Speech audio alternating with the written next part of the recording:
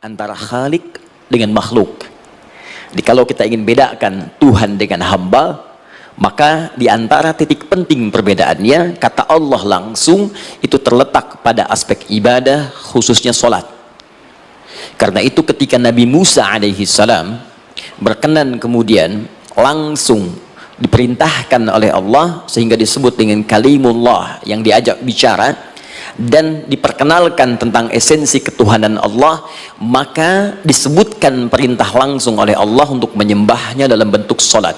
Al-Quran surah ke-20 Thaha ayat ke-14, kata Allah, innani anallahu la ilaha illa ana fa'budni wa aqimis salata li dzikri. Ya Musa, tidak ada Tuhan, kata Allah, selain saya. Ya, maka jika engkau telah tahu saya Tuhan, bedanya Tuhan dengan makhluk, fa'budni, maka kewajiban engkau sebagai makhluk menyembah saya.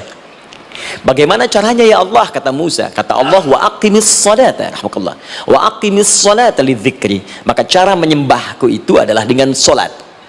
Karena itu semua nabi dan rasul, bahkan sebelum Nabi Muhammad SAW, diperintahkan oleh Allah untuk mengajak umatnya seluruhnya untuk sholat.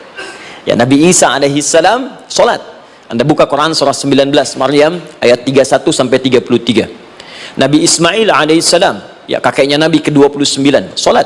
Bahkan meminta keluarganya sholat. Quran surah ke-19 ayat 55. Wa kana ya'muru ahlahu bis salah. Nabi Zakaria, saudaranya Imran, sholat. Quran surah ketiga, ya, ayat ke-38 sampai dengan 39. Ayat 39-nya tegas mengatakan, fanadathu malaika wa huwa qaimun yusalli fil mihrab. Jadi kalau kita urutkan dari Nabi Muhammad sallallahu alaihi wasallam sampai Nabi Adam alaihi salam, semua menunaikan salat kepada Allah Subhanahu wa taala. Ya, Muhammad bin Abdullah bin Abdul Muttalib bin Hashim bin Abdul Manaf bin Qusay bin Murrah bin Kilab bin Ka'ab bin Ghalib bin Fihir bin Malik bin Nadar bin Kinana bin Khuzaimah bin Mudrikah bin Ilyas bin Nizar bin Mudar bin Ma'ad bin Adnan bin Addi bin Adri bin Muqawwam bin Nagur bin Tarikh bin Ya'rub bin Yasjub bin Nabit bin Ismail alaihissalam bin Ibrahim alaihissalam bin Azar atau bin Nahur bin Abir bin Kinan bin Arfakhshad bin Sam bin Nuh alaihissalam bin Mikhlail Matushala bin Kinan bin Anwas bin Thith bin Adam alaihissalam. Dari Nabi Muhammad SAW sampai Nabi Adam semua salat. Coba ulangi.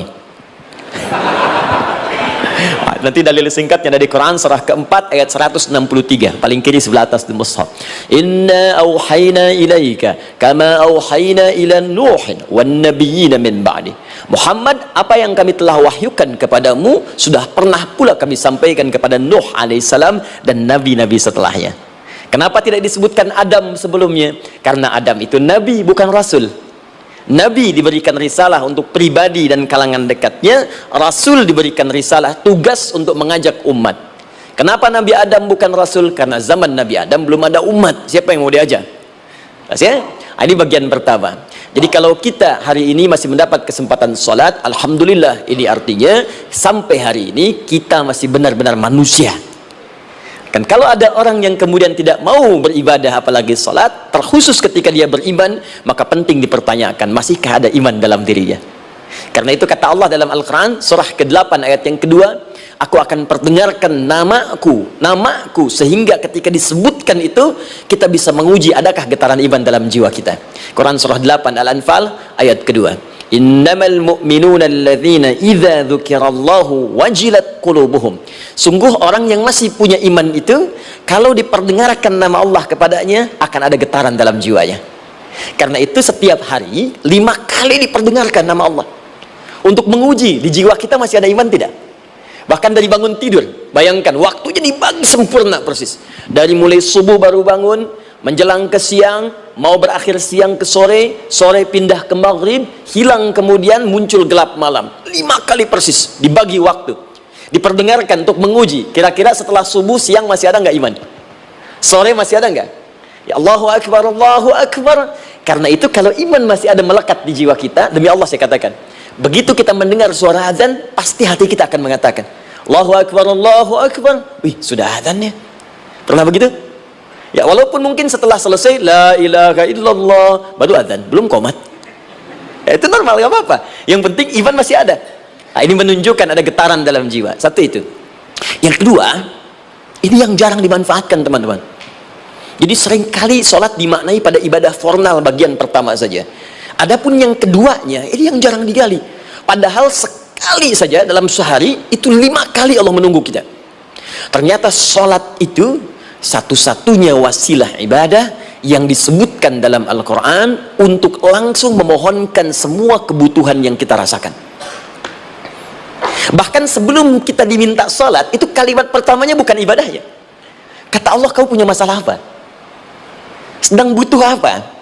Sedang punya problem apa? Buka Quran surah kedua Al-Baqarah ayat ke-45 sampai 46, paling kanan pertengahan di usad. Wasta'inu bis-sabri was-salah.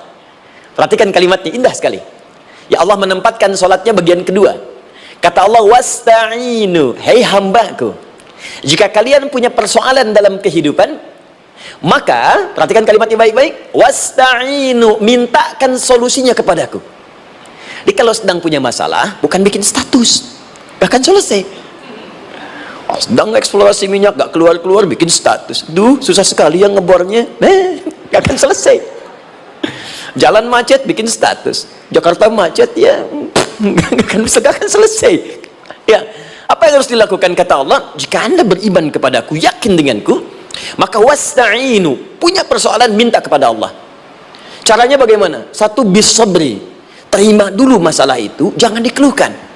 Kaidah lain muncul, karena mustahil saya akan titipkan persoalan kalau tidak anda mampu mengatasinya. Kaidah Quran surah kedua ayat 286, kita hafal ayatnya. La yukallifullahu nafsan illa usaha. Perhatikan kaidahnya. Allah tidak mungkin menguji seorang hamba di luar batas kemampuannya. Jadi kalau kita sedang punya ujian di rumah kah, pekerjaan kah, kehidupan sosial kah, sebesar apapun ujian itu, kata Allah, memang karena anda yang sanggup. Kalau nggak sanggup gak akan diuji.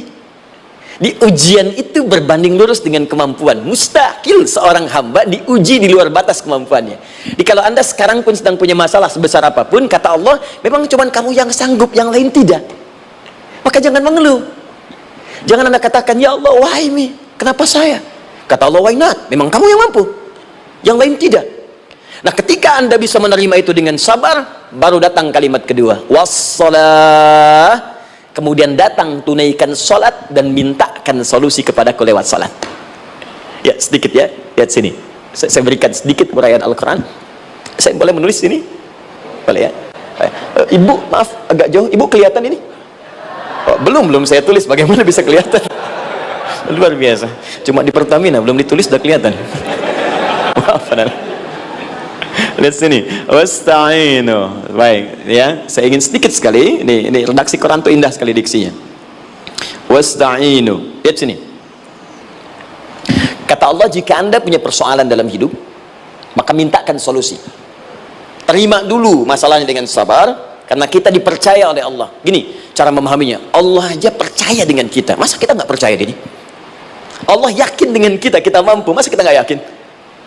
Terima dengan sabar. Kemudian wassalah, mintakan solusinya lewat salat. Kata perintahnya dibuka dengan kalimat wasta'inu. Kalau kita ingin rubah kata perintah ini, fi'il amr, ingin dirubah ke dalam bentuk permohonan, minta, maka rubah kalimatnya menjadi nasta'in. Lihat, nasta'in. Baik, wasta'inu, kata Allah, kalian punya persoalan, ayo minta solusi padaku. Terus kita pengen minta, ya Allah, kami ingin minta. Maka dalam bahasa Arab, kalau kita ingin merubah kalimat ini ke dalam bentuk permintaan, kita katakan nasta'in. Saya tanya pada anda, pernah nggak dalam sholat kita mengucapkan kalimat nasta'in? Ada? Masih kan? Baik, apa kalimatnya? Iyyaka na'budu wa iyyaka nasta'in. Perhatikan, iyyaka na'budu wa iyyaka nasta'in. Iyyaka na'budu, iyyaka, ya Allah, engkau perintahkan aku untuk ibadah, maka sekarang aku ibadah, sholat hanya kepadamu saja.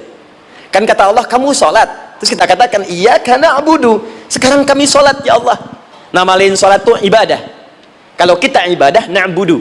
Dari mana tahunya nama lain sholat ibadah? Quran surah ke-20 ayat ke-14, fa'budni wa aqimis sholata li dzikri. Ibadah kepadaku caranya sholat. Maka saat sholat kita katakan, iyyaka na'budu, ya Allah, engkau perintahkan aku untuk ibadah, sekarang aku ibadah. Wa iyyaka nasta'in, dan sekarang aku sedang punya persoalan ya Allah, aku punya masalah, aku punya problem, dan aku yakin hanya engkau yang pasti akan menyelesaikannya. Ketika Anda mengatakan iyyaka nasta'in, perhatikan hadis qudsinya. Hadisnya qudsi. Ya. Al-Imam Al-Bukhari meriwayatkan, Imam Muslim meriwayatkan, An-Nasa'i meriwayatkan dari sahabat Abu Hurairah radhiyallahu taala anhu. Ada lagi yang dari sahabatnya Anas bin Malik. Perhatikan kalimatnya. Idza qala al-'abdu iyyaka na'budu wa iyyaka nasta'in, jika hambaku dalam salatnya benar membacanya, benar dari awal salatnya sampai dengan kalimat iyyaka na'budu wa iyyaka nasta'in, ya Allah, sekarang aku ibadah kepadamu dan sekarang aku punya persoalan, aku mohonkan solusinya darimu. Kata Allah, hadza baini wa baina 'abdi, ini perjanjian antara aku dengan hambaku. Wali 'abdi, hadisnya qudsi, wali abdi, kalau hambaku benar salatnya sampai kalimat ini, masalah, apapun yang dia minta sekarang aku akan kabulkan, aku akan kabulkan. Pertanyaan saya, berapa di antara kita yang salat sampai detik ini ribuan kali ruku dan sujud yang memanfaatkan momentum ini untuk memohon? Siapa di antara kita yang ketika salat memohon kepada Allah solusi? Jangan-jangan selama ini salat itu hanya menjadi formalitas saja.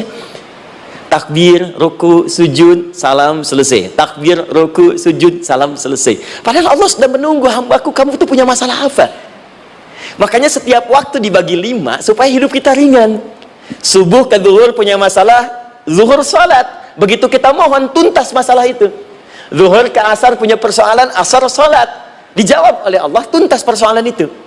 Karena itu semua nabi dan rasul, bahkan orang soleh, ketika punya persoalan dalam hidupnya, even itu hanya menulis karya ilmiah, maka mereka akan memulai dengan sholat dan minta kepada Allah Subhanahu Wa Taala. Teman-teman kenal Nabi Zakaria? Bagus. Baik, di sana belum tulis, sudah kelihatan. Sini kenal Nabi Zakaria, alhamdulillah. Tapi nggak apa-apa. Saya ke Sukabumi, Pak. Ada yang kenal Fir'aun? Kenal Fir'aun? Kenal, bagus. Baik, Sukabumi hubun dunia, suka itu hubun, bumi itu dunia. Baik. Teman-teman, Nabi Zakaria itu diuji oleh Allah. Maaf, belum punya keturunan. Dan semua nabi punya ujian. Jadi jangankan kita, nabi aja yang jelas surganya punya ujian. Ya, Anda pernah sakit, Nabi Ayub sakitnya lebih parah dari kita. Ya, Anda di keluarga belum ada keturunan, Nabi Zakaria pernah lebih daripada kita. Sampai rambutnya memutih, fisiknya sudah letih, dan menurut medis, maaf sekali, istrinya divonis tidak mungkin punya keturunan, monofus dan mandul, mustahil. Secara klinis gak mungkin, secara medis tidak mungkin. Maka Allah tunjukkan satu isyarat yang sangat luar biasa. Jika Anda mendapati situasi makhluk mengatakan ini mustahil dan sudah angkat tangan, ini tanda pertama dari Allah, langsung tinggalkan pendapat manusia, langsung memohon kepada Allah. Maka turunlah beritanya di Quran surah ketiga Ali Imran ayat 38 sampai 39, paling kanan sebelah atas di mushaf. Sekarang perhatikan kalimatnya, saya mau sambungkan dengan Al-Fatihah tadi. Hunalika da'a Zakaria rabbah, di mihrabnya Nabi Zakaria salat bermohon kepada Allah. Qala rabbi habli min ladunka dzurriyyatan thayyibah, kemudian ia berdoa, rabbi habli, ya Allah yang maha memberi tanpa batas. Ini adab pertama, kalau teman-teman mau berdoa, sebut nama Allah sesuai dengan hajat kebutuhan kita. Itu yang disebut dengan Al-Asma'ul Husna. Di Asma'ul Husna itu bukan nama-nama indah yang sekedar dihafal, bukan.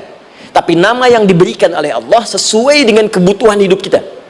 Dalilnya Quran surah ke-17 ayat 110. Ya, paling kanan sebelah atas di mushaf, ke pertengahan. Ya, kata Allah, qulid Allah. Jika Anda punya persoalan, sebut nama Allah. Allah Awir Rahman atau Ar-Rahman. Ayyamma tad'u, tapi kalau Anda ingin spesifik meminta, falahul asmaul husna. Pilih nama Allah, ia punya nama-nama yang indah sesuai kebutuhan kita. Jadi kalau teman-teman misalnya minta kelancaran rezeki, sebut ya Allah ya Razzaq. Anak mau ujian, ya Allah ya Al-Alim. Di proyek misalnya ada hambatan, ada gangguan, ya Allah ya Al-Jabbar ya Al-Malik. Ingin mudah mengatasi ujian, ya Allah ya Sabar, minta. Ya, jangan semuanya disebutkan, nanti jadi beban. Ya, Allahumma ya Rahman ya Malik ya Kudus ya Sabar, gitu kan? Yang tadinya nggak punya masalah jadi punya masalah, gitu kan? Pilih salah satu. Nah, jika Anda ingin memohon pada satu hal yang mustahil menurut manusia, maka minta dengan menyebut nama Allah yang memberi tanpa batas mustahil di dalamnya. Nama Allah tersebut namanya Wahhab. Wahhab. Ya Allah, ya Wahhab. Al-Wahhab. Kalau kita rubah dalam bentuk permintaan, maka singkat kalimatnya dengan hab. Hab. Untuk sendiri habli, untuk banyakkan hablana. Rabbana hablana min azwajina wa dzurriyyatina qurrata a'yun. Nabi Zakaria minta karena sendiri yang mengalami situasi itu, maka beliau katakan, Rabbi habli, ya Allah, habli min ladunka, ya Allah yang tak punya batas dalam pemberian. Mereka mengatakan aku tak akan punya keturunan. Mereka mengatakan mustahil aku punya anak.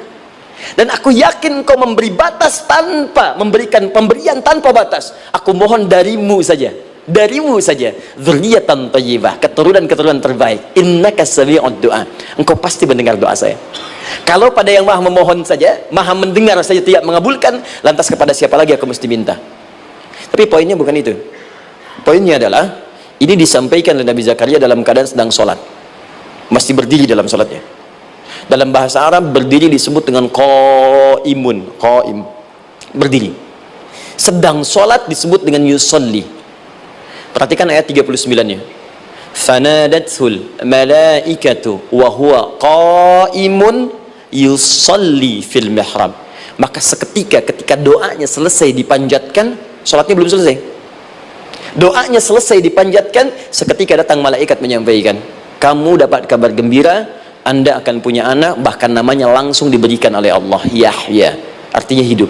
Yang mustahil menurut manusia, lahir dari rahim seorang perempuan yang divonis menopause dan mandul, kata Allah, bagiku yang gak ada yang mustahil. Jadi dan hidup dia. Kapan itu terjadi? Masih sholat dan belum selesai dalam sholatnya, dalam keadaan berdiri. Sekarang saya tanya Anda, kita membaca iyyaka na'budu wa iyyaka nasta'in dalam keadaan ruku atau sujud? Sujud, berdiri. Berdiri teman-teman, betul kan? Dalam keadaan berdiri saat baca Al-Fatihah, iyyaka na'budu wa iyyaka.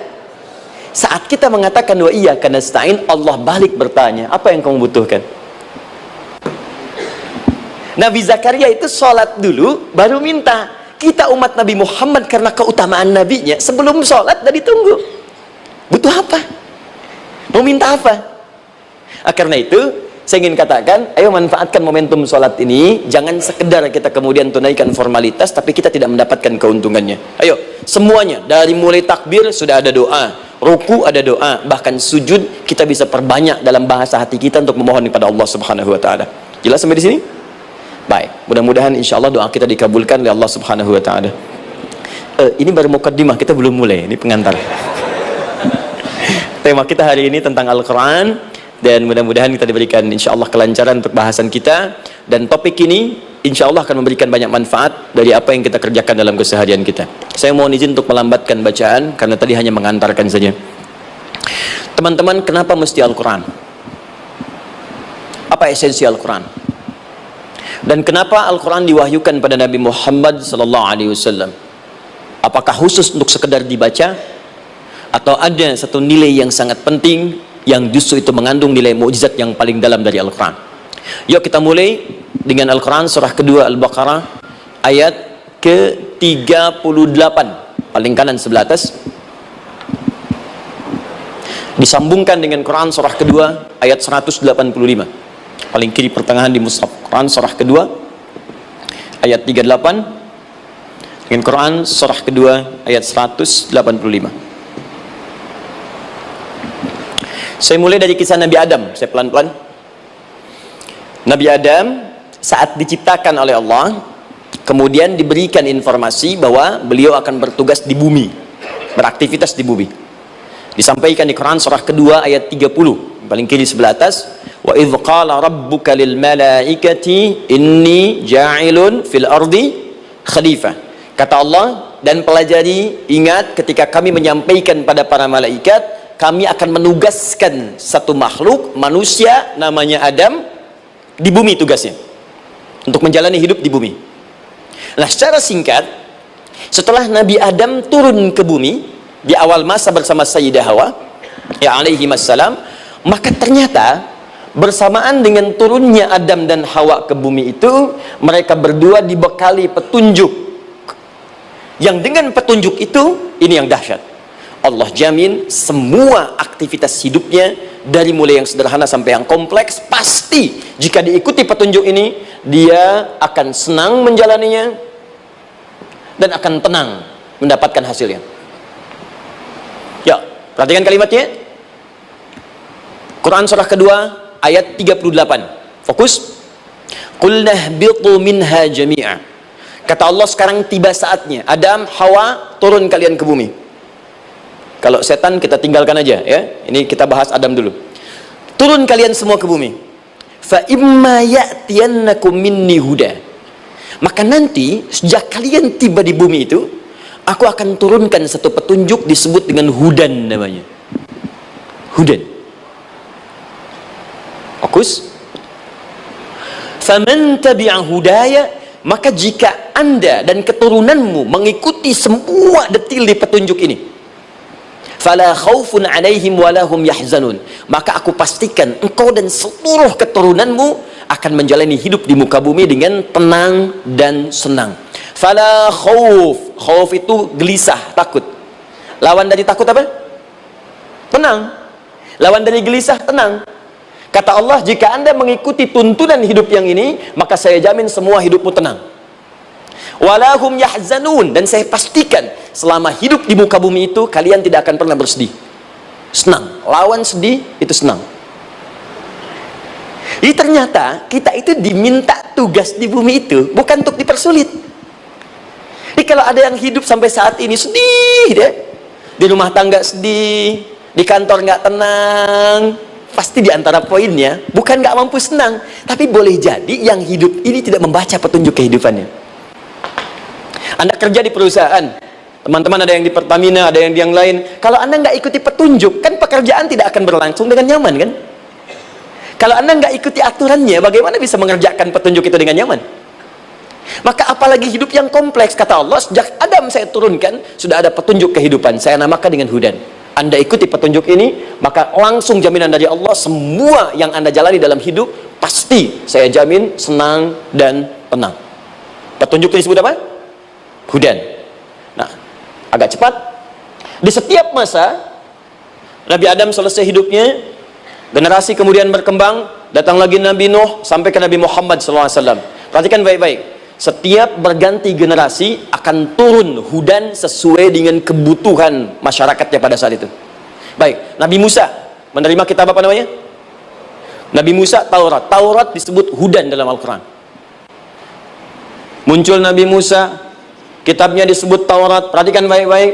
Tahukah teman-teman ketika Taurat disebutkan dalam Al-Quran? Buka Quran surah ke-17. Ya, ayat yang kedua. Wa ataina Musal kitaba. Kami berikan kepada Musa kitab.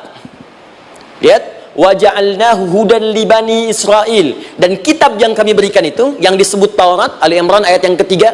Wa anzalat Taurat wal Injil. Kami berikan Taurat kepada Musa. Nah, saat Allah turunkan Taurat itu, hudan li bani Israel. Isi Taurat ini adalah petunjuk kehidupan khusus untuk Bani Israel saja, umatnya Musa. Jadi kalau umat Nabi Musa mengikuti petunjuk hudan Taurat ini, kata Allah, saya jamin semua hidupnya tenang dengan senang. Nabi Isa turun Injil. Injil disebut hudan dalam Al-Quran. Dan yang terakhir, saya cepat karena waktu kita terbatas, ketika Allah menurunkan Nabi Muhammad SAW dan dipilih sebagai Rasul, maka saat yang bersamaan beliau pun diberikan petunjuk untuk umatnya. Dan dahsyatnya, petunjuk itu pun disebut dengan hudan. Buka Quran surah kedua ayat 185. Syahrul Ramadan alladzi unzila fihi al-Quran. Di bulan Ramadan itu, kata Allah, saya turunkan Al-Quran. Kenapa saya turunkan Al-Quran? Hudal linnas.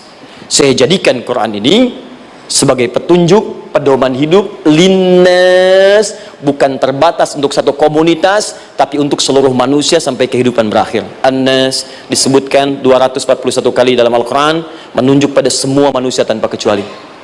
Ini bedanya Al-Quran dengan kitab sebelumnya. Taurat hanya untuk kalangan tertentu saja. Jadi selesai nabinya, selesai kitabnya. Injil hanya kalangan tertentu saja. Nabinya selesai kemudian misinya. Tapi Al-Quran tidak. Ini kalimat pertama langsung dari Allah, walaupun nabinya wafat, tapi karena Al-Qurannya didesain oleh Allah untuk seluruh manusia sampai kehidupan berakhir, maka pasti Al-Quran itu di setiap masa akan mampu dijadikan pedoman dalam kehidupan. Jadi prinsip pertama, ketika Allah menurunkan Al-Quran, sebenarnya tujuan utamanya bukan sekedar dibaca, bukan. Tapi di dalamnya itu ada petunjuk hidup, Pak, Bu. Dan yang buat, yang menciptakan kita. Bukankah Anda kalau ingin memperbaiki sesuatu akan datang kepada penemunya, penciptanya? Anda punya handphone, ada masalah, kan datangnya ke counter handphone. Anda punya mobil, ada persoalan, bukankah datangnya ke dealer?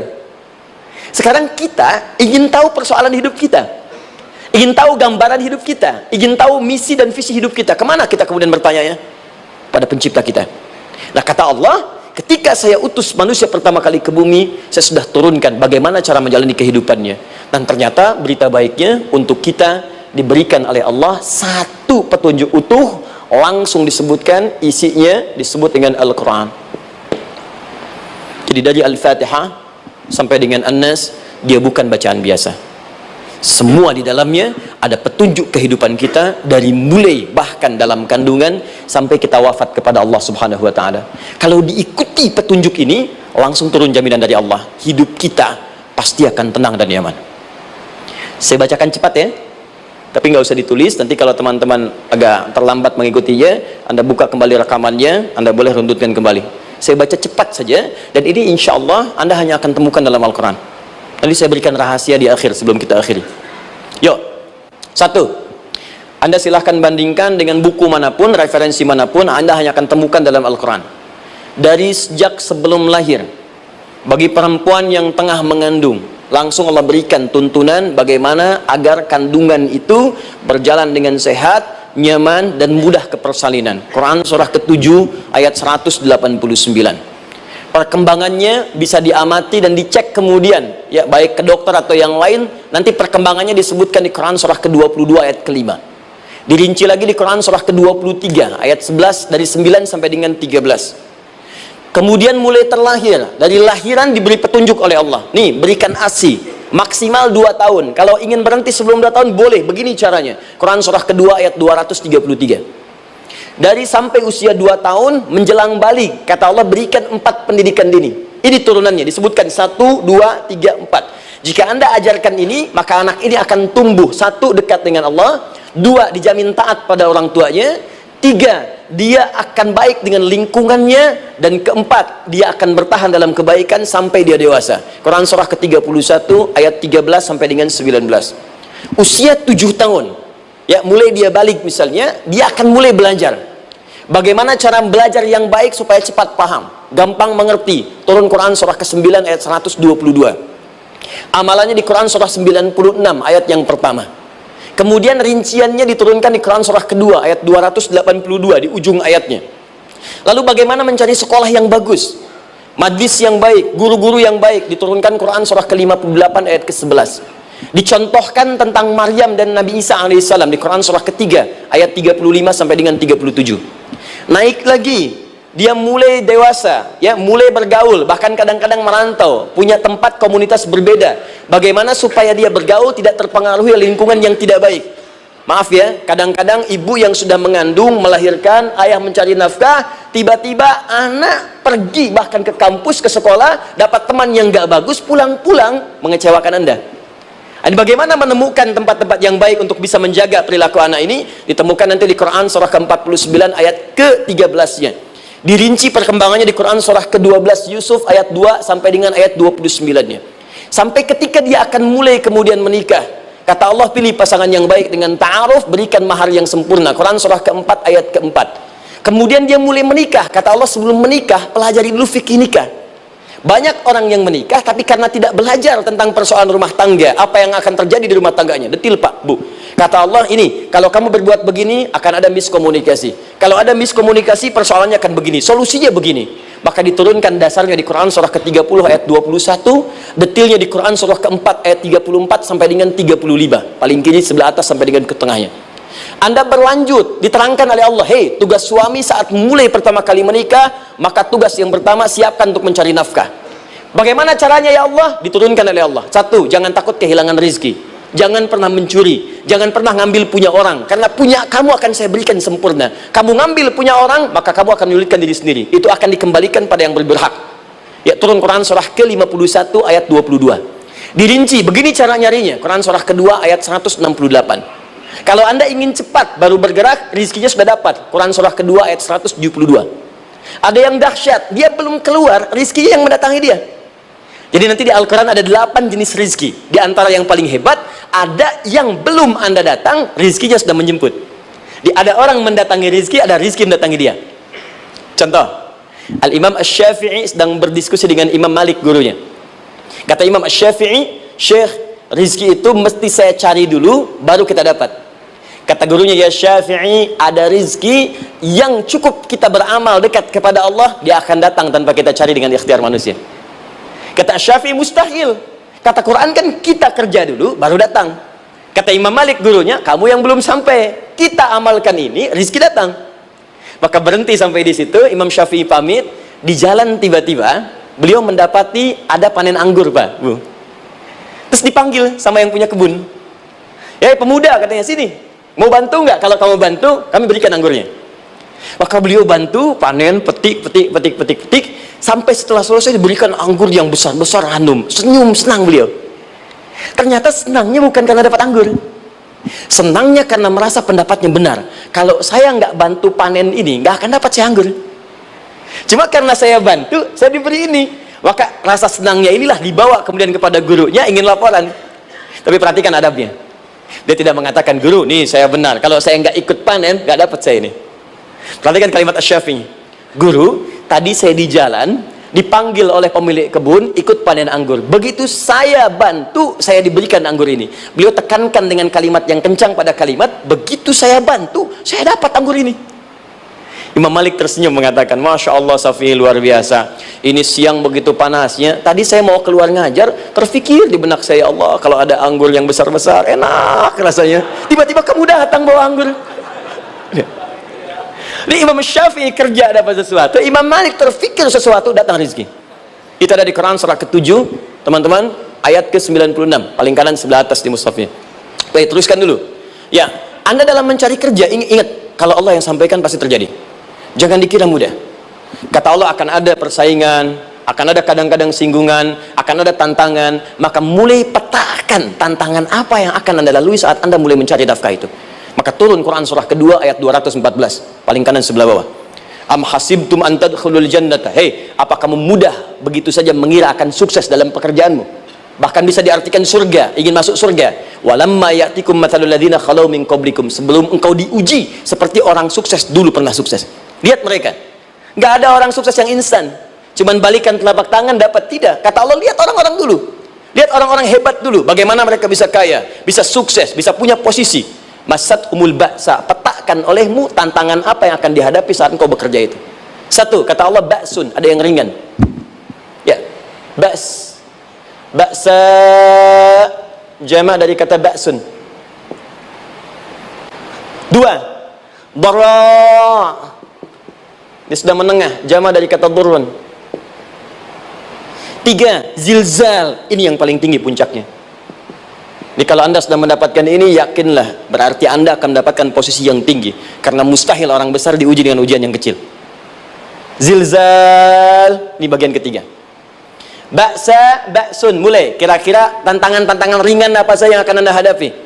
Ya, kalau saya contohkan misalnya dengan contoh yang lain singkat, Anda mau ke masjid, ingin konsisten, mulai hijrah, ingin dekat dengan Allah, tiba-tiba yang tadinya nggak mau ke masjid, mulai ke masjid, diuji dengan hujan. Dan kecil, rintik-rintik, shower. Begitu hujan, orang Arab mengatakan kalau hujannya bisa lewat tanpa payung pun, orang Arab mengatakan la ba'sa. La ba'sa ini ringan. Orang kita sambungin labas. Dari bahasa Arab lewat. Jadi kalau Anda mau berangkat nih, siap bekerja, siap hadapi tantangan. Baru mau lewat hujan kecil, berarti itu tantangan kecil kita lewati. Macet, petakan, cari jalan yang kemudian sempurna, jalan yang kosong, buka Google-nya, buka Waze-nya, buka map-nya, cari. Jadi kalau pada yang kecil aja belum kita lewati, bagaimana mendapatkan yang besar? Anda mau ke masjid, dikasih hujan kecil, Mau berangkat gak jadi. Papa, kenapa gak jadi? Hujan mah, kan ada payung. Takut riak. Setelah itu darwa, maaf, tantangan fisik. Kadang-kadang mulai ke fisik, mulai mengganggu. Ya, maaf, dirincikan kemudian oleh Al-Quran. Turun Quran surah ke-21 ayat 87 sampai 88, kisah Nabi Yunus alaihissalam. Yunus beraktivitas, bekerja, bukan berarti nggak ada tantangan. Kadang-kadang dibawa, kadang-kadang diusir, kadang-kadang Anda dapat misalnya proyek, kadang-kadang sudah mulai masukkan tender, tiba-tiba gagal, diserobot orang, kadang-kadang orang yang dapat, Anda yang ngajukan, itu biasa. Kata Allah itu biasa, bukan cuma Anda, yang lain pun ada. Bukankah Allah ajarkan kisah Sayyidah Hajar alaihissalam dengan Ismail? Bukankah bolak-balik naik Safa Marwah, kadang di atas, kadang di bawah, kadang lihat peluang sampai Marwah ternyata bukan air. Terkadang Anda yang bekerja, tim yang lain yang mendapatkan karena kerja keras Anda, bisa jadi terjadi. Bukankah yang kerja keras Hajar yang dapat Ismail? Mungkin Anda yang konsep, yang dapat minyaknya orang lain. Mungkin Anda yang kerjakan, yang suksesnya teman Anda, nggak ada masalah. Dan itu kemudian akan bermanfaat bagi Anda. Tidak mungkin setiap keringat yang keluar dari diri kita mustahil, kecuali akan melahirkan manfaat yang kembali pada diri kita. Tantangan. Tapi yang paling dahsyat, ini yang nggak ditemukan di sebagian referensi yang kita baca. Ketika Allah menjelaskan semua tahapan-tahapan tantangan ini sampai ke puncaknya zilzal. Zilzal itu kalau bahasa sekarang gempa. Ada ujian yang menggoncang hati kita. Ketika Anda kerjakan, ya Allah, tantangannya dahsyat. Kenapa mesti saya, ya Allah? Kau nggak selesai-selesai, ya Allah. Itu wajar, teman-teman, itu biasa. Kata Allah, orang dulu saja mengatakan, mata nasrullah, kapan ini selesai? Berbahagialah kalau teman-teman sudah mendapatkan tantangan puncak yang paling tinggi ini. Ini artinya Allah sedang mempersiapkan Anda menjadi orang besar di kemudian hari. Dan cara mengatasinya diturunkan Quran surah ketiga ayat 142, paling kiri sebelah atas. Perhatikan dahsyatnya. Yang pertama diterangkan tantangannya, yang kedua dijelaskan cara mengatasinya. Saya mau berhenti sampai di titik ini, nanti saya terangkan cara berinteraksi dengan Al-Quran. Ya, perhatikan baik-baik. Kata Allah, jika kelak engkau sudah bisa memetakan tantangan ini, maka siapkan solusi untuk mengatasinya. Ayatnya dibuka dengan kalimat yang sama persis. Saya pernah sampaikan teori ini di dua perusahaan besar di Indonesia. Yang pertama, ada salah satu perusahaan, karena ini direkam saya nggak sebutkan perusahaannya, perusahaan otomotif besar, sedang turun gratis, kemudian juga ada inflasi yang tinggi. Terus saya terangkan teori Quran. Dia praktekkan berhasil, Pak. Padahal saat itu saya presentasi di depan non-muslim. Non-muslim. Sales-sales se-Indonesia dikumpulkan, saya bedah tentang ini, dan mereka berhasil. Sampai sekarang naik lagi. Yang kedua sama, ini direkturnya juga non-muslim, tapi nggak apa-apa, kita diskusi. Dan mau mendengar teori ini, dan praktekkan, naik. Ya, dulu di satu perusahaan minyak juga, sedang turun, karyawan semua dikumpulkan, lalu kita bahas tentang ini, kita terangkan. Yang ini yang paling menarik dari Al-Quran. Kalimatnya sama persis, Quran surah ketiga, ayat 142. Am hasibtum an tadkhulul jannata. Apa Anda duga akan begitu mudah mendapatkan kesuksesan dalam hidup? Tolong fokus baik-baik. Jangan selalu mengartikan jannah dengan surga. Karena asal kata jannah itu artinya kesuksesan, kebahagiaan yang belum tampak. Surga, kenapa disebut dengan jannah? Karena itu puncak kebahagiaan kita yang belum nampak sekarang. Ya, saya kasih rahasia ya. Ini antara kita saja nih. Kalau ada kata jim dengan nun di depannya, itu pasti tidak nampak, tersembunyi. Apapun tambahannya. Ya, misal jin, kenapa disebut dengan jin? Karena memang ketika diciptakan dia tidak tampak, tersembunyi. Lawannya ins, karena itu kita disebut ins, karena saat lahir kita tampak. 18 kali disebutkan dalam Al-Quran. Ya ma'syaral jinni wal ins, wa ma khalaqtul jinna wal ins. Jadi jin disebut jin karena memang fitrahnya tersembunyi, nggak nampak. Jadi kalau ada jin melakukan penampakan, itu jin sedang kena masalah, sedang keluar dari fitrah. Sama dengan manusia, harusnya tampak. Jadi kalau ada manusia yang senang sembunyi-sembunyi, dia sama dengan, bukan saya bilang, sedang punya masalah. Ya, ke kantor sembunyi-sembunyi, hati-hati Pak Alfian tuh. Biasa ada pintu depan, masuk pintu belakang. Suami di rumah buka WA sembunyi-sembunyi, Bu, hati-hati tuh. Pulang lewat pintu belakang, berarti sedang punya persoalan dalam hidup. Setiap ada jim dengan nun, pasti tersembunyi. Ibu punya janin, rahim, dalam rahim ada janin. Kenapa disebut dengan janin? Jim, nun, ya, nun. Karena sosok itu belum nampak dalam pandangan kita. Nanti kalau sudah lahir, baru tampak. Jannah, kenapa disebut jannah? Karena belum tampak dalam pandangan kita. Nanti kelihatan. Karena itu dalam Al-Quran, kata jannah itu tidak dikhususkan dengan surga. Tidak dikhususkan dengan surga. Kadang-kadang menunjuk aspek kesuksesan yang belum tampak. Anda mau ngomor minyak, minyaknya belum tampak. Belum kelihatan. Anda mau kerja, ya hasilnya kan belum tampak, baru ikhtiar sekarang. Karena itu orang Arab disebut kaya kalau mereka mendapatkan kebun yang tak tampak sebelumnya. Kebun anggur, bukan kurma, kalau kurma banyak. Kebun anggur, ada apel, ada jeruk, sampingnya ada sungai-sungai, disebut dengan jannah. Ya, kalau punya unta, nggak kaya di Arab, biasa. Karena yang kelihatan padang pasir, unta, hitam, merah, biasa. Tapi kalau sudah punya kebun anggur, yang sulit di padang pasir ada kebun, itu baru disebut kaya. Karena itu orang Arab kadang mengartikan jannah dengan aspek kesuksesan yang belum tampak. Diartikan dengan kebun anggur, kebun apel, dan macam-macamnya. Perhatikan, am hasibtum an tadkhulul jannah. Apa Anda duga ingin sukses itu begitu mudah? Sukses jadi tidak. Walamma ya'lamillahu alladhina jahadu minkum wa ya'lamas sabirin. Perhatikan baik-baik. Sebelum Allah memastikan pada diri Anda terdapat dua hal yang paling utama untuk mengatasi tantangan tadi. Satu, jahadu, kesungguhan, serius. Jadi kalau mau sukses mesti serius, kerja serius, cintai pekerjaan Anda, ya, belajar anak-anak serius, pastikan belajar dengan serius. Jangan cuma anak-anak duduk paling belakang, nggak pernah nanya, kadang ngantuk, pulang, ujian, besoknya mau ujian baru belajar, ya, sistem SKS, sistem kebut. Ya, kadang-kadang sejam, Bu, Pak. Saya pernah ada orang di luar ngadu waktu di Libya, Ustaz, gimana ini orang Indonesia? Kenapa? Saya belajar 3 bulan, besok mau ujian. Teman antum orang Indonesia pinjam catatan saya baru semalam, dia dapat 8, saya 7,5. Anda belum tahu sistem SKS itu. Baik, ya? Tapi itu bukan solusi. Begitu ujian selesai, ilmu lupa. Itu poinnya. Jadi kalau hanya sekedar ilmu dipakai untuk ujian, pada prakteknya nggak akan terpakai. Ini banyak anak sekolah sekarang hanya belajar untuk ujian saja. Padahal kalau dipraktekkan, kadang kaitan dengan agama tinggi, Bu, Pak. Fisika itu dengan agama itu tinggi. Gaya F1 sama dengan F2, gaya gerak sama dengan gaya dorong. Gaya sedikit, maka keluarnya sedikit. Pukul kencang, bunyinya kencang. Imannya kalau kuat, amalan jadi banyak. Iman sedikit, amal pun sedikit. F berbanding lurus dengan P, hukum Pascal. Gaya berbanding lurus dengan tekanan. Masuk bab akhlak. Makin banyak gaya, makin banyak tertekan. Nah, itulah. Gaji 5 juta, gaya 10 juta, kan? Ini serius. Serius. Di divisi apapun Anda, saya 3 sepekan lalu lah takziah ke tempatnya yang Habibie, terus diminta tausiah di sana. Dan saya perhatikan beliau termasuk yang paling serius ketika diberikan tugas apapun. Gak pernah diberikan amanah kecuali mencintai pekerjaan itu. Yang Habibie demikian. Jadi orang sukses itu serius. Tapi keseriusan itu, kata Allah, petakan jadi 3 bagian lagi. Karena jahadu itu punya 3 turunan kata. Satu, keseriusan merencanakan, disebut ijtihad namanya. Punya rencana. Mappingnya apa? Stepnya apa? Oke, Anda ingin kerjakan sebuah proyek, baik, proyeknya berlangsung berapa lama? Target kita apa? Jangka panjangnya, menengahnya, jangka pendeknya. Kemudian apa tantangan yang akan dihadapi di setiap tahapan-tahapannya? Selesaikan. Bahkan saking pentingnya tahap perencanaan ini ditunjukkan oleh Allah langsung lewat sholat.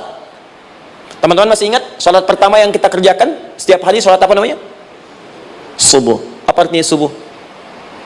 Tuh, ini masalahnya. Ini kata Al-Quran sendiri, ya, kata Al-Quran sendiri. Nanti akan ditemukan orang yang ibadah tidak paham apa yang dikerjakan dan dilakukan dalam ibadahnya. Contoh sholat. Kata Allah, akan ada orang sholat yang saat sholat tidak mengerti apa yang ia baca dan dia lakukan dalam sholatnya. Jujur tanyakan pada diri kita, sampai detik ini, dari sekian ribuan kali ruku dan sujud, berapa persen bacaan sholat yang kita pahami?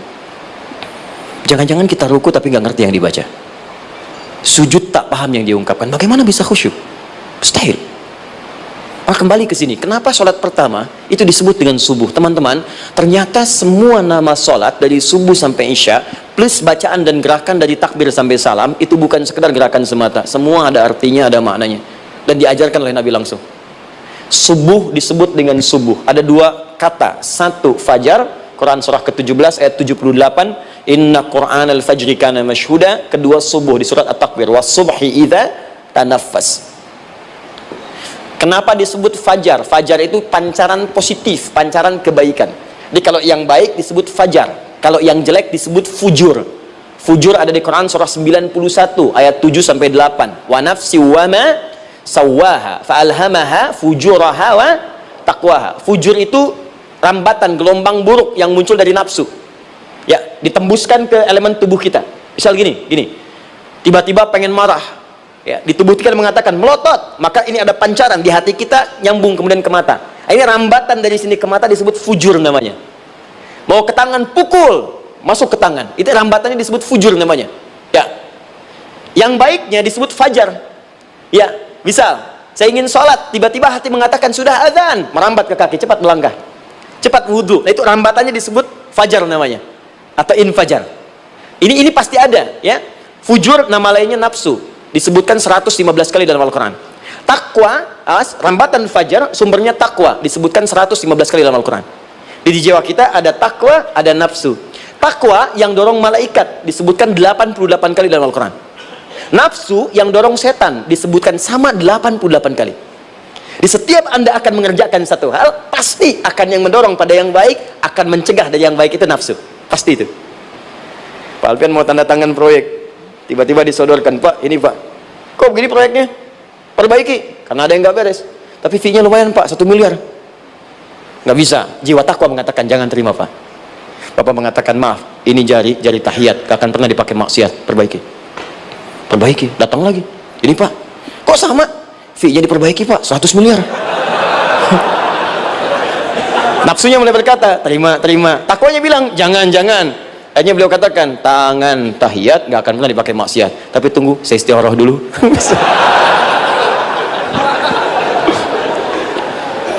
Nah, waktunya, ini salatnya disebut fajar. Kenapa disebut fajar? Karena saat kita tidur, terus dengar suara azan, Allahu Akbar, maka memancar dari iman kita rambatan untuk merespon suara itu, bangun kita untuk menunaikan salat. Waktunya disebut subuh. Kenapa disebut subuh? Dari kata asbah. Asbah itu artinya yang siap dengan rencana. Ya, orang Islam tuh nggak ada yang bangun dari tidurnya kecuali punya rencana jelas yang akan dieksekusi dari itu. Makanya sebelum kita bekerja mengeksekusi itu, kita datang menghadap Allah supaya Allah berikan kemudahan di setiap aktivitas kita. Coba lihat manajemen Nabi. Bukankah sebelum tidur beliau istighfar dulu? Dirinci pekerjaannya, dicatat yang akan dikerjakan besok, istighfar 70 kali, 100 kali, sehingga dengan istighfar saat tidurnya tenang. Coba kita biasakan. Ada yang baca Quran, ada yang istighfar. Kalau nggak percaya silahkan cek. Begitu Anda lakukan, tidurnya enak. Besoknya rencana itu sudah siap. Makanya ketika bangun, siap jam 7 mau kemana, jam 8 ada di mana, jam 12 kerjakan apa. Sebelum mengerjakan itu, datang kepada Allah, sujud, ya Allah, saya punya rencana ini, tolong mudahkan. Begitu caranya. Itu yang disebut dengan subuh. Nah, sekarang kembalikan, peta hidup kita mau seperti apa ke depan? Ijtihad. Yang kedua, kalau sudah jelas konsepnya, visinya sudah ada, maka jihad. Yang kedua, jihad. Jihad itu eksekusinya, aksinya, actionnya, perjuangan fisiknya. Rencananya apa? Tahajud malam nanti. Bismillah. Jam berapa? 2:30. Baik, yuk kita mulai rencanakan. Eksekusi rencananya. Bagaimana cara kita bangun 2:30? Pasang alarm. Jam berapa alarm dipasang? 3 kali. Pertama 1:30, kedua 2 kurang 1/4, ketiga jam 2 lewat 1/4. Baik. Alarm pertama untuk mematikan alarm kedua. Alarm kedua matikan alarm ketiga. Ketiga siap-siap. Baik. Siap bangun. Jihad. Ini penting ya, jihad itu jangan dipersempit maknanya kepada situasi peperangan saja, tidak. Banyak jihad itu luas sekali medannya. Karena jihad itu perjuangan fisik. Dan maaf sekali, dalam konteks perang pun bukan menyerang orang, tapi membela diri saat diserang. Di Islam itu bukan agama ekspansi. Cek di sejarah, nggak ada Islam menyerang. Yang ada itu membela diri saat diserang. Atau saat orang lain dizalimi dan kita diminta untuk terlibat, kita membantu. Ini bukan dalam konteks sekarang yang banyak dibincangkan, tembak orang, bom orang, nyerang orang, bukan. Itu waktu kejadian bom Tamrin itu pertama, saya di Lampung posisinya. Itu begitu meledak, tuar. Pertanyaan pertama Pak di Balistani, Ustadz, apakah bom di Jalan Tamrin termasuk jihad fisabilillah? Saya bilang, Pak, sependek pengetahuan saya, Jihad fisabilillah itu jihad di jalan Allah, bukan di jalan tamrin. Kaidahnya beda. Nah, misal mencari nafkah itu jihad. Cari nafkah jihad. Quran surah keempat ayat 34, paling kiri sebelah atas. Tugas pertama ketika menikah, kata Allah, ar-rijalu qawwamuna 'alan nisa. Setiap lelaki itu diminta oleh Allah untuk mengatur bagian rumah tangganya. Jadi pemimpin di rumah tangganya. Ya bima faddalallahu ba'dahum 'ala ba'din, karena diberikan kemampuan untuk memimpin. Di pemimpin itu ada di suami. Dan ciri khas pemimpin, Bu, biasanya ciri khas pemimpin apa, Bu? Bukan tegas, bukan. Ciri khas pemimpin itu tidak mau dipimpin. Makanya kalau ada sesuatu, masukkan lewat usulan, jangan beri saran. Kalau saran susah, itu pemimpin. Baik, tapi yang paling luar biasa, kata Allah, perhatikan kalimatnya indah sekali, wa bima anfaqu min amwalihim. Saya berikan tugas untuk mencari nafkah. Ketika seorang lelaki bertugas mencari nafkah, ingat ya, konteks apapun, kalau perempuan nanti bekerja bukan nafkah poinnya. Bisa hobi, ya, bisa aktivitas, tapi nafkah kalau sudah menikah itu ada pada suami. Perempuan tidak. Kalaupun tidak dilarang perempuan bekerja, tidak. Sayyidah Aisyah mengajar, ada yang para sahabiah jadi perawat, ya, ada yang pengajar. Banyak dulu sahabat Nabi yang perempuan mengajar. Ya, kan ada pelajaran-pelajaran khusus perempuan. Ya, ada bagian perawat, ada dokter. Ini kan yang ngandung perempuan, masa yang perisa laki-laki? Ya, ada bagian perempuan tertentu. Itu silahkan bekerja boleh, tapi nafkah laki-laki. Begitu lelaki meniatkan pekerjaannya karena Allah untuk mencari nafkah, itu setiap langkahnya jihad fisabilillah. Wafat, syahid. Maaf ya, apakah selama Anda bekerja sudah diniatkan ibadah? Jangan-jangan cuma kerja aja. Kalau cuma kerja, apa bedanya Anda dengan yang belum beriman? Anda wafat juga, kerja di gedung yang sama, berangkat menemukan kemacetan yang sama. Apa bedanya iman kita dengan yang lain? Satu, kita pasti wafat, pasti pulang, dan kita nggak bisa pilih. Ya, nggak bisa pilih. Antum bisa duluan, saya belakangan mungkin. Atau ditukar, saya belakangan, Anda duluan mungkin. Atau memang saya bisa duluan, ya, duluan menyolati Anda. Oke, paham ya? Jadi ibu di rumah jihad, Bu, pada anak, perawat, mengandung itu sudah jihad. Jadi kalau wafat dalam proses saya melahirkan atau sedang mengandung itu syahid. Itu jelas nggak ada perbedaan pendapat. Anak-anak yang sekolah niatkan ibadah, Bu, Pak. Mohon maaf ya, mesti ada bedanya. Iman kita di rumah mesti itu terpancar kepada anak-anak. Ajarkan mereka sekolah yang baik. Pilih sekolah yang mengajarkan sholat, mengajarkan baca Quran. Sekarang banyak kok, fisikanya bagus, Qurannya bagus, kimianya bagus, sholatnya juga bagus. Cari, kalau bisa dunianya bagus, akhirat bagus, kenapa hanya pilih dunia saja? Siapkan, itu jihad. Terakhir, tidak mudah mengeksekusi ini, pasti ada tantangan yang ketiga, namanya mujahadah. Mujahadah, tantangan mengatasi gejolak jiwa. Kadang-kadang malas, capek, ya, belum eksekusi dilakukan, sudah berdebat pada yang tidak penting, sehingga tidak menghasilkan kesimpulan, ragu-ragu, khawatir, maka atasi semua itu. Turun Quran surah kedua ayat 216. Kutiba alaikumul qitalu wa huwa kurhul lakum. Kalau engkau sedang tidak nyaman, maka perangi ketidaknyamanan itu jika engkau ingin mendapatkan kesuksesan yang telah engkau cita-citakan. Asa an takrahu syai'an fa huwa khairul lakum. Boleh jadi apa yang engkau tidak rasakan sekarang, engkau rasakan gak enak, gak nyaman, di balik itu Allah sedang siapkan sesuatu yang lebih baik untukmu. Wa asa an tuhibbu syai'an fa huwa syarrul lakum. Mungkin yang engkau harap-harap sekarang boleh jadi itu belum baik untukmu sekarang. Allahu ya'lamu wa antum la ta'lamun. Karena Allah lebih tahu masa depan, engkau pikiranmu pendek sampai di sini saja. Maka teman-teman sekalian, kembalikan lagi, tidak pernah Anda akan temukan dalam Al-Qur'an kecuali bimbingan hidup yang semuanya nyata. Silahkan cek. Itu baru pekerjaan, belum ibu di rumah, ibu capek merawat anak, kadang mengeluh, kadang nangis. Turun Quran surah ke-17 ayat 23. Kadang-kadang ada beda pendapat dengan suami, Quran surah ke-4 ayat 34 sampai 35. Masalah kondangan saja, Pak, bisa beda pendapat. Ya. Ya, Pak, kan ada family gathering malam, Mama pakai baju apa ya? Hijau apa yang biru? Masya Allah, kata Anda biru bagus, mah. Kata Mama kayaknya hijau deh, Pak. Tuh. Nanya tapi udah punya jawaban. Ya, bagus kalau dipakai, begitu keluar kuning. Naik lagi, Anda udah 40 tahun, anak masih ada, turun Quran surah ke-46 ayat 15. Kemudian naik lagi, sampai Anda sepuh, sampai kembali ke keadaan tidak normal, seperti anak-anak lagi, Quran surah ke-22 ayat ke-5. Sampai ada amalan, kalau Anda jangan kira Anda akan hidup selamanya, Anda pasti wafat. Quran surah ke-3 ayat 185. Bahkan diajarkan, kalau wafatnya ingin enak, begini caranya. Pelajari, Pak, jangan cuma dunia, kita akan meninggal. Ini ada di Quran, kalau pengen meninggalnya enak, begini caranya. Ya, kalau nggak percaya silahkan amalkan, nanti kita akan lihat di akhir. Ya, Itu akan kelihatan. Quran surah ke-89 ayat 27 sampai 30. Kalau kalian nggak pelajari ini, silahkan kata Allah, saya berikan yang ini yang kedua sampai dipukulin malaikat. Quran surah ke-8 ayat ke-50. Sampai di alam kubur dijelaskan, kalau nanti Anda wafat, Anda pindah ke alam kubur, kalau ingin di kuburnya terang, nyaman, banyak rezekinya, lakukan amalan Quran surah ketiga ayat 169 sampai 172. Tapi kalau Anda abai, Anda akan seperti Firaun dulu. Setiap pagi sampai petang ditampakkan neraka. Quran surah ke-40 teman-teman sekalian disampaikan oleh Allah langsung ya, dari ayat 45 sampai 46-nya. Sampai terjadi kiamat disampaikan Quran surah ke-75. Sampai dihisab, ada yang masuk surga tanpa hisab. Quran surah kedua ayat 25. Ada yang masuk neraka tanpa hisab. Ada. Kan yang kita tahu surga aja, masuk neraka tanpa hisab ada. Quran surah 18 ayat 99 sampai dengan 100. Sampai disebutkan surga yang paling indah nomor 1 bersama Nabi dan orang-orang soleh. Jadi kalau Anda masuk sini, tetangga Anda semua Nabi. Ya, depannya Nabi Ibrahim, belakangnya Nabi Musa misalnya, samping kiri Nabi Yusuf, ya, samping kanan Nabi Muhammad SAW. Itu cuma 3 golongan: orang soleh, para syuhada, orang-orang jujur dalam kehidupan dunianya. Jadi kalau Anda jadi pekerja yang jujur, taat kepada Allah, Anda berpotensi masuk surga bersama semua Nabi dan Rasul yang pernah diutus. Ya, baik, itu ada di Quran surah keempat ayat ke-69.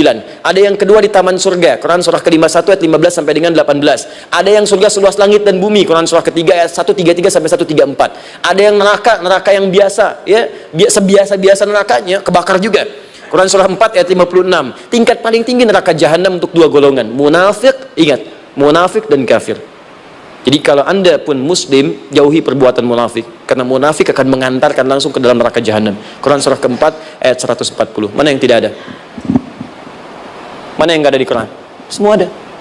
Bisnis ada, ya, birokrasi ada, diplomasi ada, mengajar ada, ilmu ada. Karena itu saya mau tutup. Jika kita ingin benar mengeluarkan petunjuk ini seperti orang dulu pernah melakukannya, maka kata Allah melalui lisan Rasulullah, turun Quran surah ke-29 ayat ke-45. Satu ini aja kita kerjakan, insya Allah ini akan beda kita rasakan. Utslu ma uhya ilaika minal kitab. Jika kalian kemudian hidup di muka bumi, maka keluarkanlah bimbingan dari Al-Quran sesuai dengan kebutuhan kita secara tematik. Utslu itu dari kata tilawah. Tilawah itu baca, pahami, amalkan.